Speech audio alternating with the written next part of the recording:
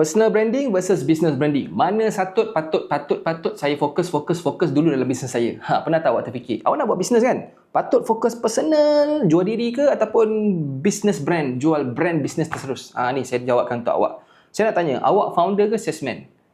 Founder ke salesman? Kalau awak salesman, jawapan dia awak kena fokus yang ni guys. Salesman memang kena fokus pada personal branding sebab people buy people. Ini jawapan kalau awak adalah salesman.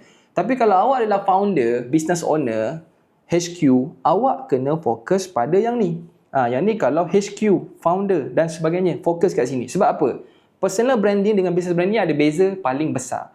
Personal branding short term. Dia memang laju, tapi masalahnya tak scalable.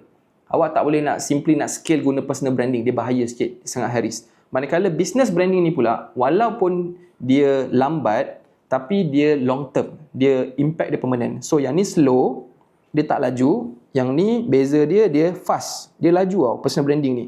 Tapi masalahnya fast ni dia short term. Dia tak lama. Orang akan lupa dan ingat awak. Tapi business branding guys, dia long term. Ni adalah exit sebenar dalam bisnes. Takkan awak nak grow bisnes dengan orang kenal awak. Kita bukannya Ali Shukri, Khairul Aming nak untuk jual diri lama sangat. So kita nak masuk easy in, easy out. Kita nak exit dalam bisnes. Bila awak nak buat bisnes awak boleh scale, boleh jual, awak kena gunakan business branding. Tapi adakah salah guna personal branding? Tak salah. Untuk permulaan, yes, boleh. Tolak diri awak ke depan. Tapi bila awak dah 3-6 bulan, awak kena transition ke belakang. Okay. Itu beza yang paling besar. Nombor 3.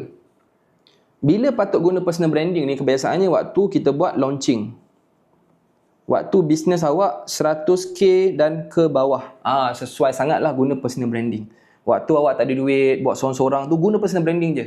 Tapi bila awak dah start ada duit, bila awak dah start ada profit, awak kena exit guys. Kalau tak, bisnes jadi penjara. Bisnes dia akan jadi penjara pada awak. Awak tak rasa kemanisan bisnes. Awak nak exit sebulan, tak nak buat konten. Awak nak balik kampung ke, nak tidur ke sebulan ke, susah. Sebab apa? Semua orang kenal kan. Lepas tu blame atas diri awak. Orang benci awak, dia benci terus 10 company yang awak ada. That's why lah bahaya. Jadi business branding ni pula, dia bagus kita buat bila awak dah stable. Kebiasaannya bila awak dah 100k dan ke atas, cubalah exit.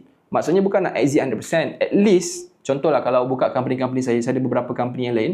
Dulu mula-mula company baru, waktu tak capai sales 100k memang saya lah ke depan. Sebab paling jimat, paling murah. Saya pun ke depan buat konten, promote lah pasal kita sewa apa semua. Lepas tu bila business dah grow 100k, 200k sebulan, saya dah start ke belakang. Content creator pula ke depan.